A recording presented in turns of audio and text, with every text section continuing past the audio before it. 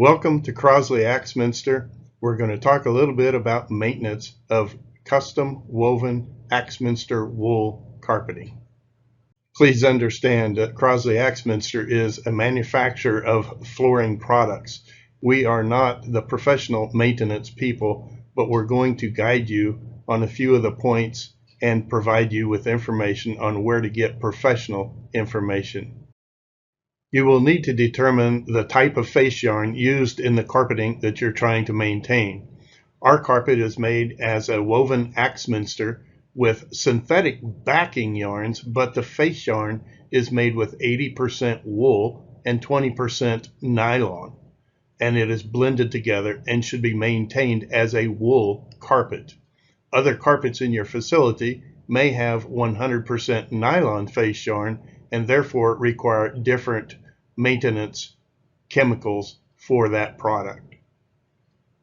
The first thing you want to know about wool carpet is that wool tends to release and not hold on to soil. So the most important thing you can do is to remove that soil by vacuuming. So you need to vacuum, vacuum, vacuum at every opportunity to simply give you a nice fresh appearance of your wool carpet.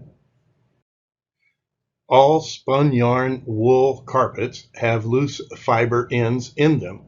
It's a simple fact of the way the carpet is manufactured, and the wool is a series of 8-inch long fibers put together in a yarn, so there's some that get cut in the process of manufacturing. So you're going to have some shedding with your new carpeting. You need to vacuum the carpet and vacuum the carpet and vacuum the carpet and vacuum it effectively.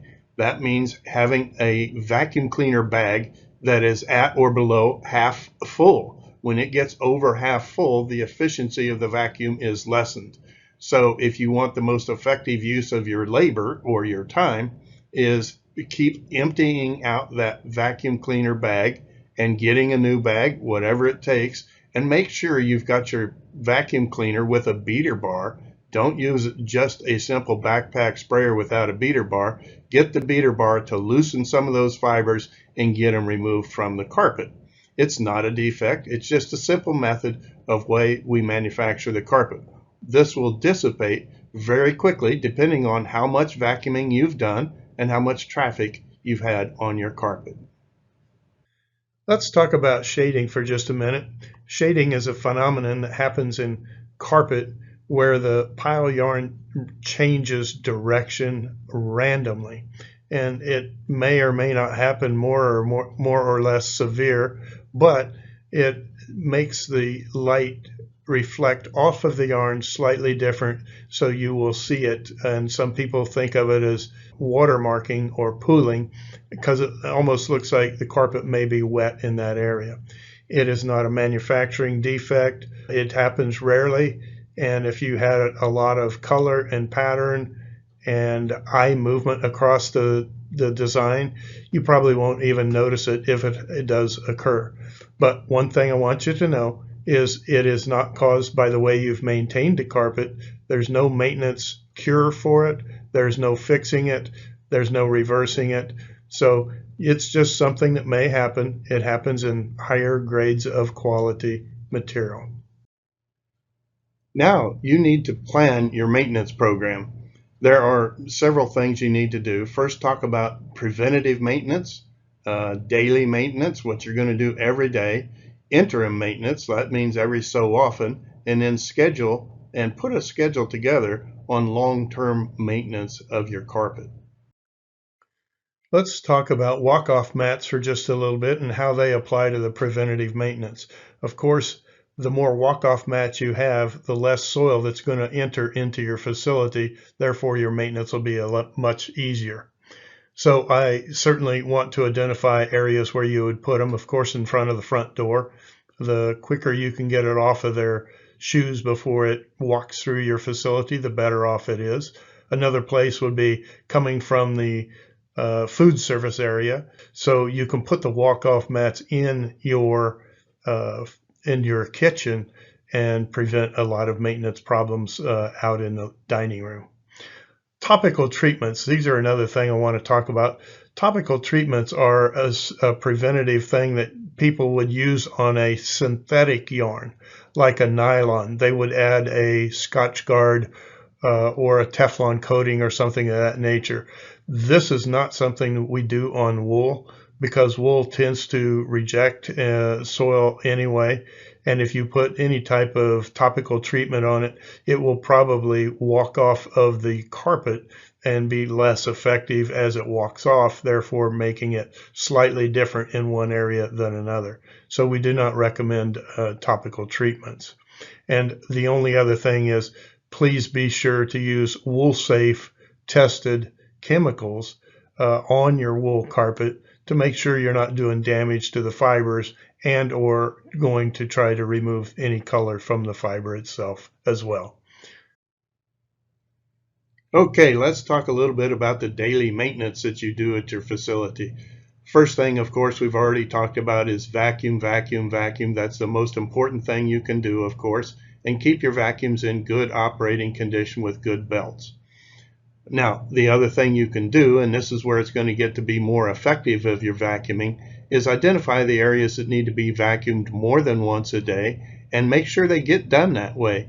The other one is find other areas where maybe you just do it a couple of times a week, and some areas you may only do once a week or once every 2 weeks. You'll find areas of the property where people hardly ever go and there's not any food stuff or coffee or anything traveled across it, so you shouldn't have any problems with it.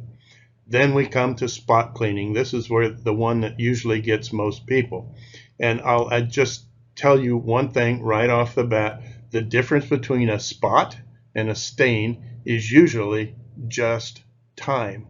So if you have a spot on the carpet and you think, oh, I better go take care of that, you get busy and you don't come back to that spot, I can tell you that spot will become a stain and become even more and more difficult to remove. So you'll want to test any cleaner that you use in an inconspicuous area to make sure it's not going to take any color or damage the fiber in your carpet. And the other thing is you need to use a wool-safe product. Wool-safe tests chemicals from companies to make sure that they are appropriate for use on wool carpet. So please follow their directions, please test them, use wool-safe products.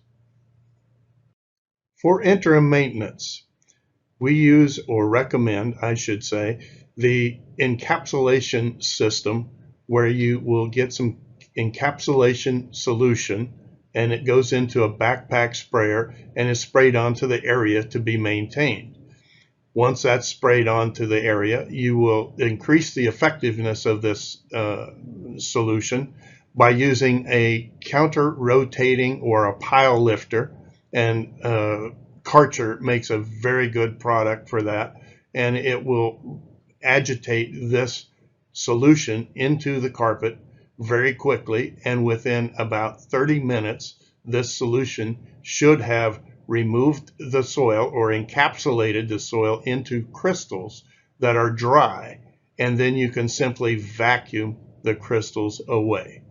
So it's a very effective way of saying, let's go into maybe it's a meeting room where you're going to have some people that are going to use a meeting room and you want to spruce it up a little bit. So you go in there and do that. So in about 30 minutes to an hour, you could have that room ready and able to be used with a clean, fresh surface. Scheduled long-term maintenance.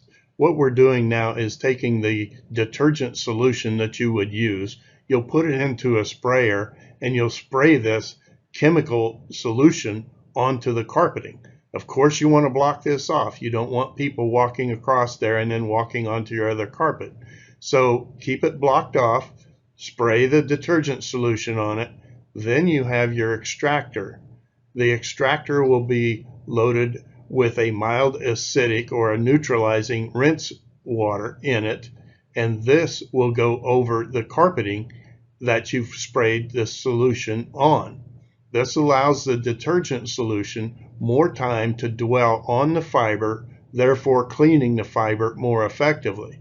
And when you extract that detergent solution with a mild acidic rinse, what you're doing is you're returning the carpet back to a neutral pH, which is the acidic nature of the product, and the neutral pH will then no longer attract and hold soil. Then the last thing you do is to put some blowers on there to dry that carpet before you move your tape to block off all of the areas that you're not letting people get onto. Make sure it gets good and dry. Otherwise, a wet carpet or a moist carpet will simply be washing the bottom of the shoes of your customers walking across it, and that only soils all the other carpets around it.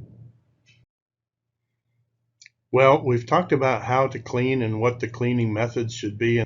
I want to leave you with two companies' contact informations here, and that is Karcher International and WoolSafe. These are two companies that you need to be familiar with.